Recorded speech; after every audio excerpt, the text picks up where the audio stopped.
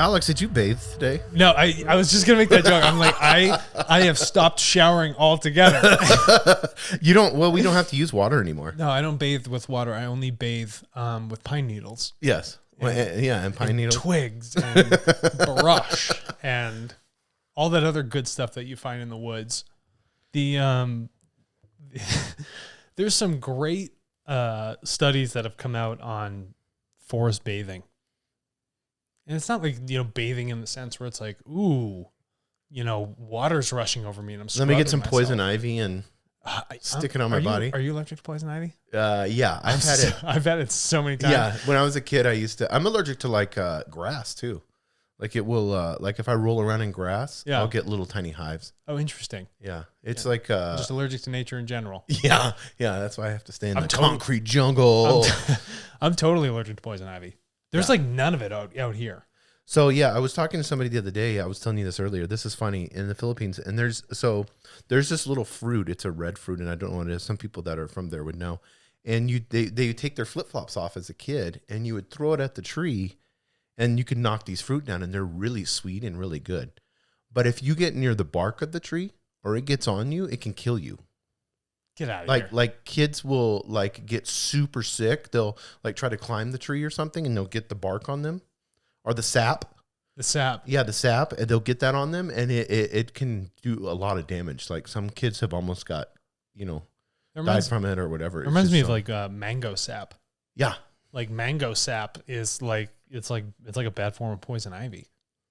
Isn't that crazy though? And we just hammer mangoes. I know, but it's funny how the fruit it's like is so amazing for you, but then there's dangers of collecting that treasure. Yes, yeah, It's interesting. Yeah, or bees, same way. Yeah, it's like a little hero's journey to get the sweet nectar of the earth. But I think it's for me. I mean, not to get too philosophical, but for me in life, it's always that way. You mean not too philosophical? This is higher density living. Yeah, this is what the whole fucking podcast is about. No, but think about that in our lives. A lot of times to get to that fruit, there's so much danger that's involved. And I was telling somebody the other day, and I was talking to you about this. It was like, with Tartle, money doesn't motivate us. For me, in anything I do in work, it's a game.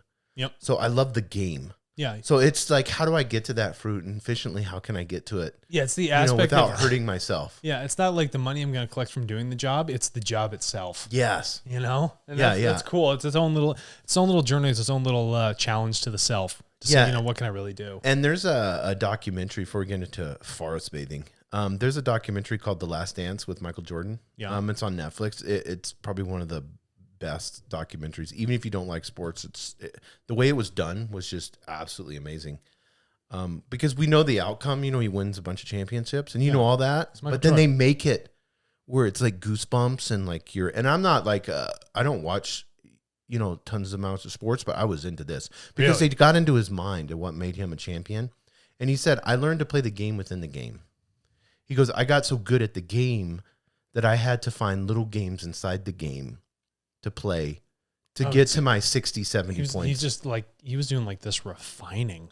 Like he's mastered the general practice of basketball. Now it's time to refine the good stuff. Yeah. It was almost like he was doing this like internal self-coaching. Yeah, he said like one was the Seattle Sonics coach ignored him in a steakhouse that they were at. And normally they had golfed and played and been friends, but because they were going to the championships, he thought it would still be friendly. Like, hey, George, I think it's George Carl was his name. He's like, hey, George, how's it going? They're in a steakhouse. But he just blew right past him, wouldn't look at him, kind of like acted like he was mad at him. The coach did. Ego. So the first game, he was like, I have to show him you don't do that to me. I'm Michael Jordan. That's interesting. What an interesting So play of he egos. scored like 50 something points and then kept looking over at the coach. Like, you fucked up, bro. You turned me on. I was just going to play a regular game. Now I flipped the crazy switch. It's my favorite switch. Yeah, the crazy switch. Yeah. But I mean, there's something about being dangerous. We're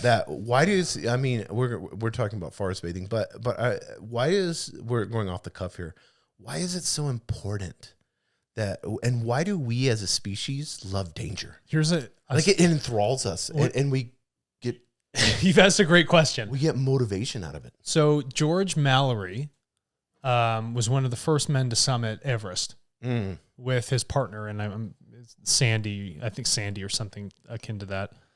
But they were just wearing twill and leather boots with some tapped-in metal spikes. Twill, bro. 28,000 feet up in the sky, wearing twill in the death zone.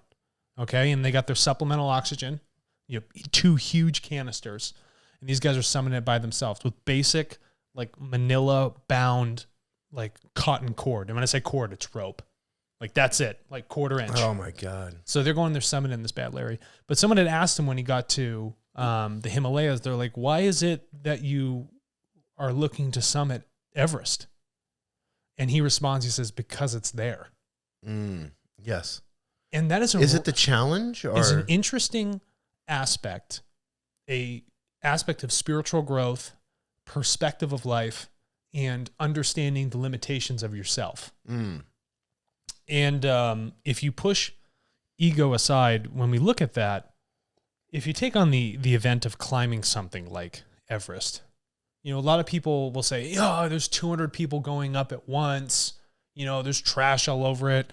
There's at least 100 frozen dead bodies on the mountain. Like, why would you want to do something so dangerous that's, polluting this mountain? Blah, blah, blah, blah, blah. Why would you want to wait in line?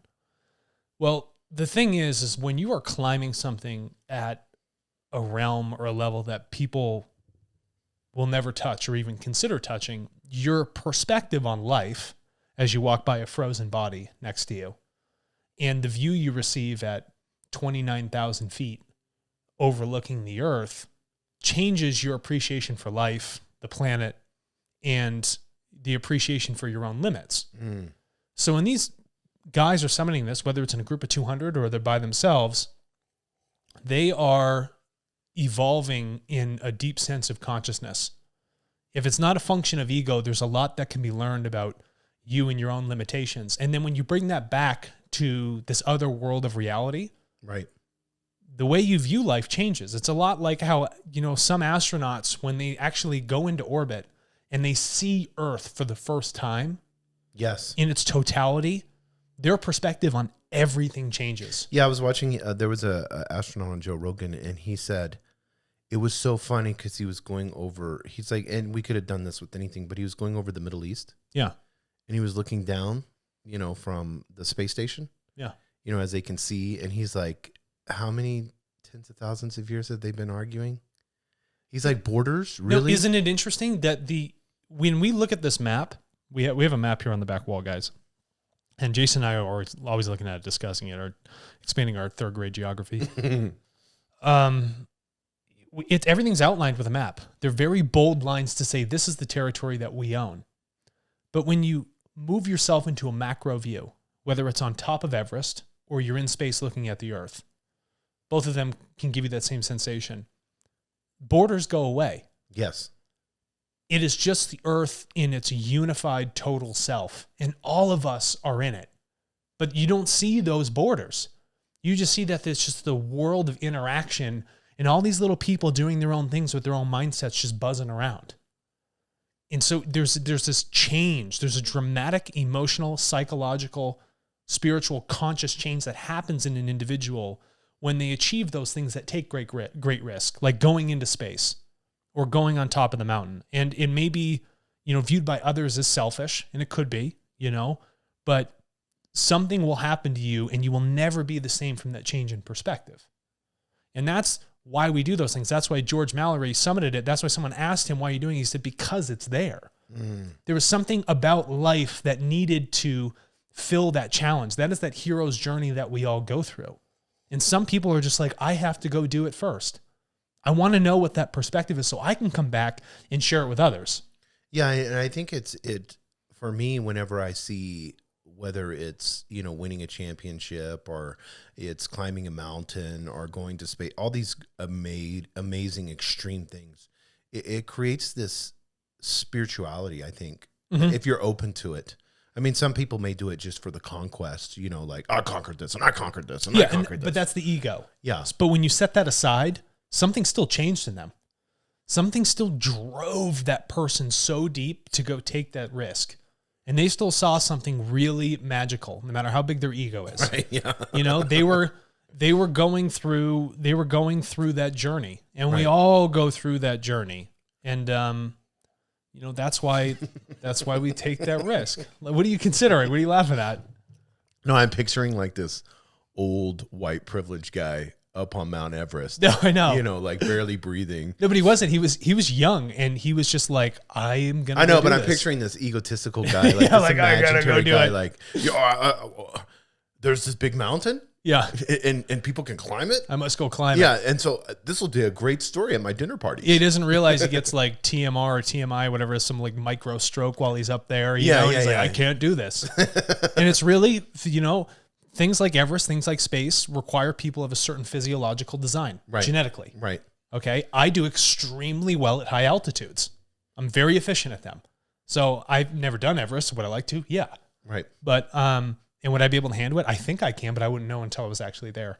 So it's interesting to know those limits of the self, because through those periods of suffering, like we've talked about before, that's when you have to be most honest with yourself. When you're sucking in as much oxygen, you're completely exhausted. You can't drink enough water. You can't eat enough food to keep up with the calories. And you have a frozen dead Japanese climber to your right, a Nepalese Sherpa to your left, frozen to death, just stuck there on the mountain. And you just have to keep on pushing forward, because they were there for that journey, and they're trying to do just as much as you through that suffering to understand themselves and everything around them that they interact with. It's just nuts to me to see extreme climbing. I mean, that's like, because there's another mountain over there, I think that's even more dangerous. Yeah, There's K2. one- yeah, is that the most dangerous? And Yeah, they were it's talking very about, dangerous. yeah, they were talking about, I mean, it's crazy. The amount of people that climb is not a lot. And then the amount of deaths is just like, the percentage is really high. Yeah, it's 25% of the people that touch a mountain die. Yeah. 25%. That's insane. One That's in every crazy. 4 guys die who go up it. Yeah, that's nuts. And, but, you know, and the government's like, you know, we'll take all the money. We'll issue as many permits as possible. Yeah. You know, so they'll keep sending people up there. But it's Well, not. isn't there an issue with like one side of Mount Everest is owned by one government, one side's owned by the other, and the one wasn't issuing permits, so the other side was? Overissuing. I think There could be. China's side is closed right Yeah, now. I don't know. So everybody's trying to summit on the other side. Yeah, I don't know. Yeah, I was reading about it. I here truly recently. don't know. But, you know, you're up there for a month on a mountain, acclimating, moving through all 3 separate camps before you hit the death zone and do your final summit. You know, it's interesting. And then the most dangerous part of the whole thing, you know, extreme climbing, it's no longer climbing at that point. Right. You've done all the extremes. There's some very extreme stuff out there that doesn't have to be very high. It's more than that. It's now, it's truly a journey at that point. But is it, I think it's just a hero's journey played out that you can create. That you do, yeah, you're creating yourself. Yeah. And it's good. And you Right. can do it in, you know, essentially 30 days. But, you know, mountains are very grounding places to be on. And if you're there for 30 days, you bathe in the nature of the mountain, the spirit of the Right. mountain, as they call it. That's what the Sherpas would say. You know, you give blessings to it, all that other stuff. There's respect for that energy.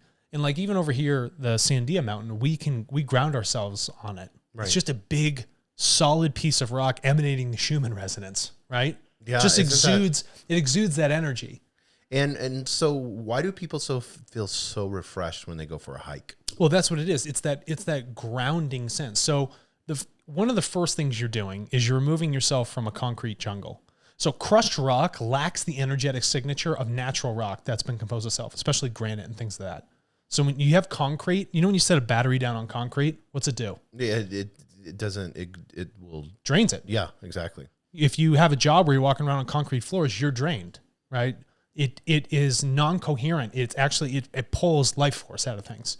So when you have something that goes back to a normal geometric structure in good grounded rock, like on a mountain, you're going to feel refreshed. You're going to feel that energy coming through that. It's not actually pulling it out of you. It's almost like you're trying to charge the concrete.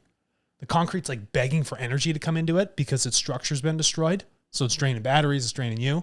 But as we leave to the mountain, go up in the trees and all those other things, you're going to feel life come about you. You've left this non-coherent resonance that's happening in this, what I wouldn't call society developed at all, our underdeveloped structure and architectures we have here.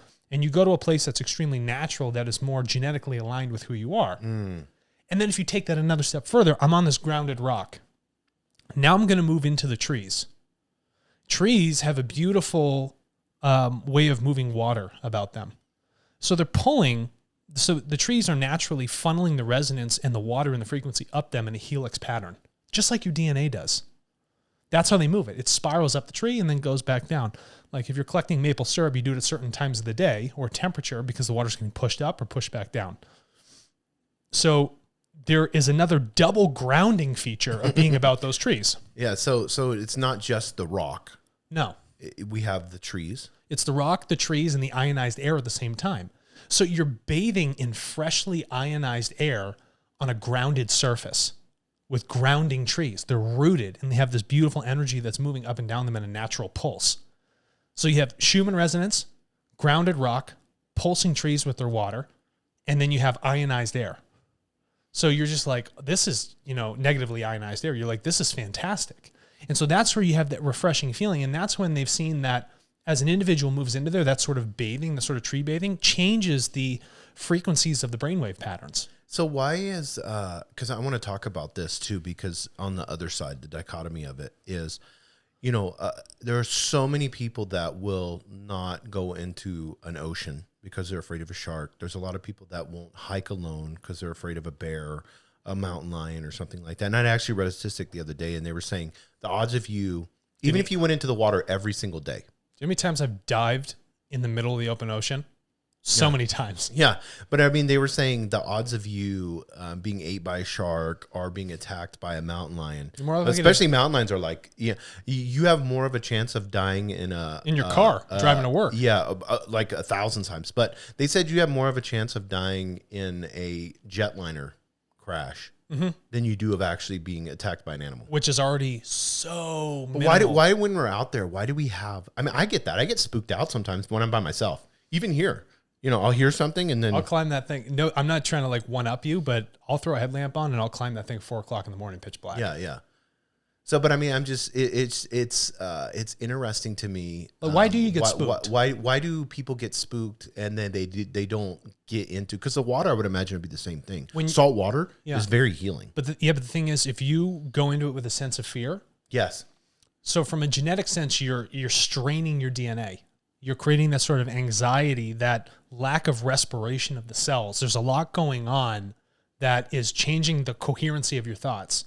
So there's this huge pool of like beautiful water or trees that you want to move into that will help equalize your body. But the constant state of your thoughts, like we talked about in a previous episode, goes into a state of Ostertung where it spirals out of control. It becomes more, the fear becomes greater and greater and greater and disproportional to really what's going on. Like, I'm going to get eaten by a shark. Well, truthfully, that's not the probability. You're not going to get eaten by a shark. You just continually think that, and it drives out of control, and you can't enjoy the peace of being in that water or floating in the Dead Sea, right? Or walking through these trees because you're so worried about a bear. Well, it's irrational, too. Well, it's totally irrational, but I want to ask you as a personal example. I don't feel this fear. I don't get spooked. It just is what it is. So I think for me, it's the fight or flight, and it's the whole, for me, I love like battle type, so I like to be aware, like I want to be, if there's a bear over there, around that corner, I'm going to go around that switchback and all of a sudden there's a bear. Yeah. Okay. Now, I'm alive. I'm ready. I don't fear it as much. I mean, I would say it's fear, but, cause I want to be honest. So, but there's also an excitement about it too, that there are things that are bigger than me that could eat me. Yeah. I think be conscious of the risk. Be conscious of the idea that you are in other animals' homes. You have to coexist and co-live with these things, right?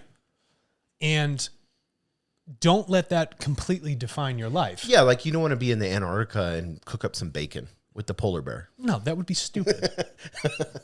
You know what I mean? You know what I mean? You don't want to be flippant about it. Right? You know what I mean? Right. You're hanging out in the water and just like, you get pegged by a narwhal, harpoons you. No, but when there's two things that are happening here. Nature gives regardless of who you are, whether whether society defines you as a good person or a bad person, right. If you have full-time negative thoughts or positive thoughts. When you're there, it's going to constantly push out that energy. Well, if you, in your mental state, choose not to accept it, or you're fighting that natural energy like you fight who you are in your own self because you don't know who you are, well, then you're not going to be able to appreciate the physiological and spiritual and consciousness benefits of bathing within those trees, doing that sort of nature forest bathing. Because it's because nature's altruistic. So, for me, it's like, and I turned you on to the dark side of nature on Instagram, I like that, and and everybody's like, oh my God. But I think it's important that people understand the reality of what nature is. If a pack of wolves are going to attack your dog, it's not against the wolves. And it's not against the dog. It's a wolf being a wolf. Yes. It's doing what it does best. Yes. Are you going to hate the thing for it? No, you should have just understood the law of cause and effect. You let your dog go out there where there's an area that have known wolves. Right. Who's to blame? The dog? No.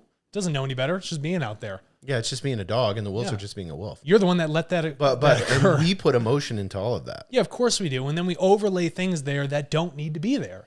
And so, again, we're just like, we're trying to control nature. Yes, exactly. That's where I wanted to get to. And when you're up on Everest, you can't control Everest.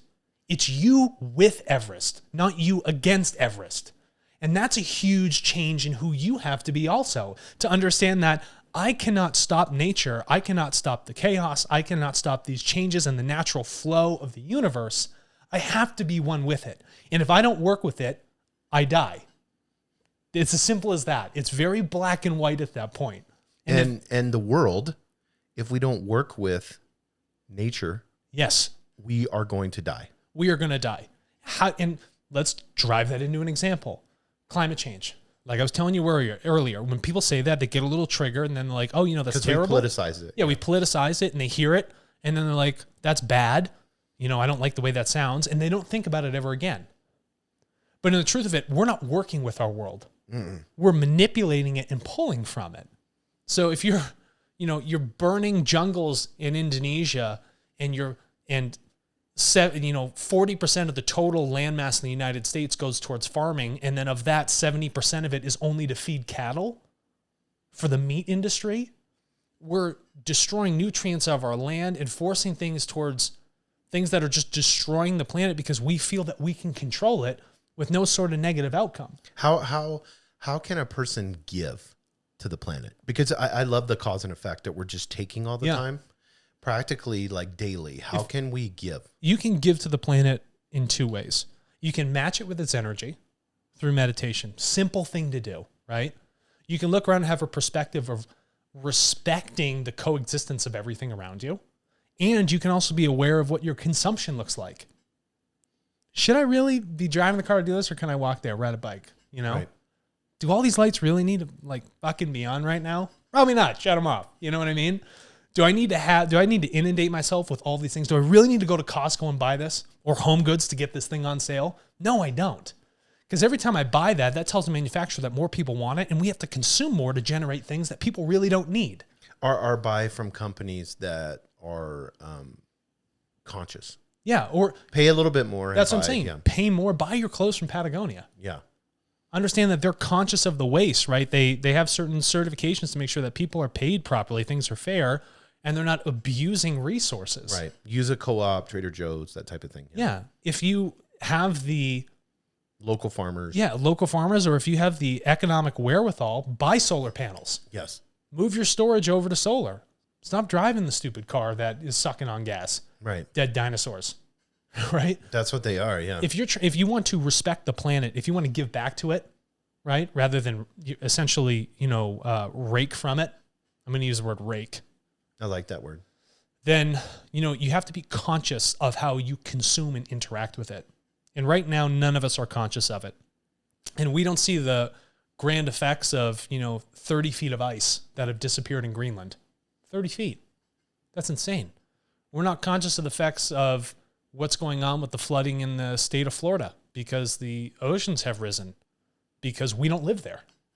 We're not conscious of the palm oil used in all the major manufactured foods that is leveling beautiful jungle where there's a coexistence of species that don't exist anywhere else altogether. But what's funny, like you use palm oil or any type of these vegetable oils and how inflammatory they are in our body. Yeah. With all of the chemicals that are in them. They've proven that. Science has proven that over and over again. If you take these vegetable oils and put them into your body, I mean, olive oil is good, coconut oil, those are different. Yeah, olive oil, but like, yeah, I mean, what's the main one that all the fast food restaurants use? They use palm. Yeah.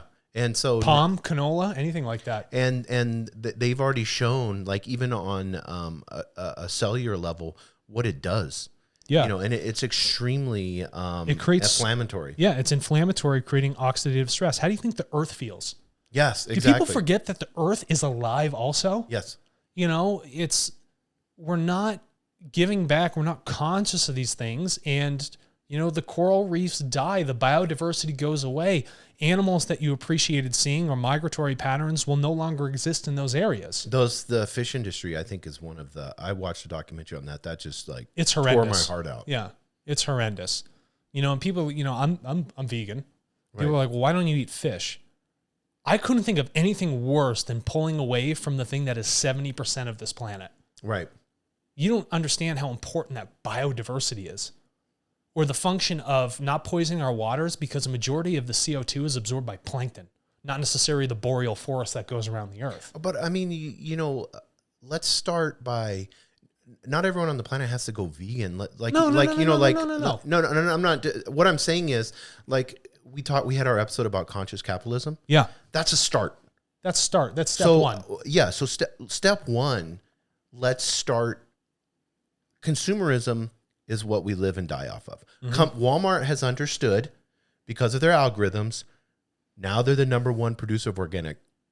We're consuming organic, and they're changing their shelf slowly, and we are doing that. Correct. By the purchases that we make. And the more that you go into that store and you buy, I just bought organic peppers at Costco, and I bought organic carrots and, all of these different things, the organic fruit bags or whatever. And I look and it's not organic, so I don't buy it. I just made a choice that helped humanity. That's precisely correct. And it's a small one, but if you have millions and millions of people make the same choice. Yeah. These manufacturers, because that's what I like to call it. It's a food manufacturing. They have to change to what we want. Yes. But the thing is, we have this idea that we can just rely on others to take the responsibility for us, to have them lead the way. It's the same with politicians. They're worthless. They change for what we want. They're completely useless. Look at all these old white guys that are changing on marijuana. I know, but everybody looks at them and be like, you decide for us. That's not the design. The design is for you to say. No, let's lock everybody up. Yeah. I mean, even our future president, Joe Biden, and both of them are like anti-drugs, part of the 80s and 90s and all that stuff. War on drugs, all that. Now, all of a sudden, they're actually thinking about making it a federal. Well, think about, first of all, Obama. Yeah, exactly. When back in the day, in the earlier days of his political campaigning, he was anti-gay marriage. Mm-hmm. Mm-hmm. He was anti-gay marriage. Yes. And then he's like, oh, wait a minute. The people want this. Yes. And then he's like, I'm pro-gay marriage. That's all they do. They have no power. No, they have no power, and they're followers. Yes. Yes. That's what I was getting to. That's great. Yes. We, as the collective, are the leaders. We are the ones that need to wake up and decide how we want to coexist with this planet. If we want to continue to enjoy that tree bathing, don't destroy it. Stop cutting the damn trees down. There's better options for us to do things. We just don't choose to do them because they're not cheap. And what's cheap, quick, and efficient, but they don't realize that in the long run, we're just destroying everything else. Yeah, it's the choices. And here's the thing I hate about, because I want to take this, and maybe we can end in this, but because I want to make sure that people understand this. You don't hate it. It's just illogical to you. Yeah, it's illogical. Yeah. Well, I dislike when people turn it into a religion. Mm-hmm. Like, I only wear hemp clothing, and I only have, it's the same with vegan or whatever it may be. They turn it into dogma. Yeah. And make the choices, make them in that you love the planet, that you love humanity. This is that we have to be responsible. But at the end of the day, I can't judge you for the decisions that you make. I cannot. It's not my responsibility to. I cannot. And if we don't all wake up to the responsibility of living on this planet, nurturing it so that we can nurture ourselves, then you're just going to destroy it and die. Right. It's just like Everest. It's that black and white. And Everest is a very focalized point. It's a high focus area. And then when you get to points of high focus, it's black or white. It's life or death. And guess what? In the simplest way, you heat the earth up, ice melts, drops the amount of saltwater content in the water. So then it freezes at a much higher temperature than it normally would. And then you just drive yourself faster into an ice age again. Do you all want that? Yeah. I don't. Right. I don't. Not at all. No, and I don't think that we realize that the power does belong to the people. It absolutely belongs to the people. You know, that's right on the money. And that drives back to our focus of literally everything. You know, the more we can teach and the more people that can learn from that, then the more they can share, and then they can realize that power within themselves to create that change, whether in their world or in their internal world. Yes, 100%. So forest bathe. Yeah. Go out there, get out there. You don't have to take your clothes off. Yeah, you don't You have to. can keep them on. Yeah, unless you want to. Yeah, unless you want to. You don't have to be a vegan to walk through the trees, you know? And if you're really inclined, go hug one, you know? Yeah, just make sure the sap is good. Yeah, the saps. Don't touch the crazy, weird Indonesian, Filipino sap trees, you know, and find yourself in a hospital. Yeah. If you find a ponderosa pine, bury your nose in the sun. It smells like butterscotch. Yeah. You know, nature's cool. And when you take those small moments, don't hug a bear. Don't hug the damn bear. You know, it's going to turn into Did you see that a revenant situation. Did you see that girl take a selfie with the bear? No. So there was a girl, it went viral, and you can tell like this person's total city, like they've only lived in a city. So a bear, she's just standing there and a bear kind of is walking around, and then it comes up behind her and raises itself up. And she grabs her phone and goes like this and takes a bear of its. Luckily, it decided not to do anything. But, I mean, it could take its paw. Even a black bear could take its paw and swipe your head off. I'm pretty sure it's 1,200 pounds of force that the bear's swing actually goes through. You got a bear standing up right here on your mug. Oh, yeah, there we go. I think I'm pretty sure it's 1,200 pounds of force. And their claw is, what, 4 or 5 inches long? Yeah. And it's thick. Dude, it's as thick as my finger. If people have never seen an elk and how big they are, elk are huge. They're taller than you, and it can swipe an elk. No, it's nuts. That's what they eat. You know, it's funny when you're not out in nature, you lose perspective. Yes, because the world we live in, we design it for us to fit us, but we don't understand that all these other things don't fit in it. No, it doesn't fit in. It doesn't fit in our world. And then like Disney's been the worst. Is they take these animals and make them like cute and it's like it's a whole different world out there. That it is not what they're just being who they are. You know that bear in the Jungle Book? Yeah, it's not really like that. It's you not know, like, oh, yeah. No, it's not. That thing is like I got a big belly and yeah, it's like piss me off around my cubs. I'm gonna come out swinging. Yeah, yeah. It doesn't. It would. I mean, it doesn't care if you're a human being or a salmon. Yeah, it'll slice and dice you regardless. You know? There's a great video online of a hunter. I think it's in Montana or something. He got attacked by a grizzly, and he like made it out. You know. I saw this video. It's a great video. And he's got like half his face all. Yeah, and he's like the flesh is hanging off his arms and stuff. I mean, just a badass dude. But yeah, he was just like, God. But I mean, even in the video, I mean, he's sitting there. You know, he's probably so much adrenaline he can't feel the pain. But even in that video, he's like, I got in the way of a bear. That's what it is. That's all it is. He's not blaming the bear. No. He's like, was there and it happened. Wrong place, wrong and I just time. had to lay there while the thing clubbed me. It's a total revenant situation, you know? Oh yeah. That's a scene that you'll remember for the rest of your life. You'll never forget it. But listen, have no fear. No fear. Go out into the woods. Go out into the ocean if you have the ability to. Most people have the ability to go out into nature rather than... actually, the majority of the U.S. lives on the coastal. Mm-hmm. So yeah, just go take that time. Just remove yourself from our fabricated world and go into one that's just a much more natural. Yes, it's beautiful. Yeah, it is beautiful. It's the world. It's the only one we got. Yeah, bathe away.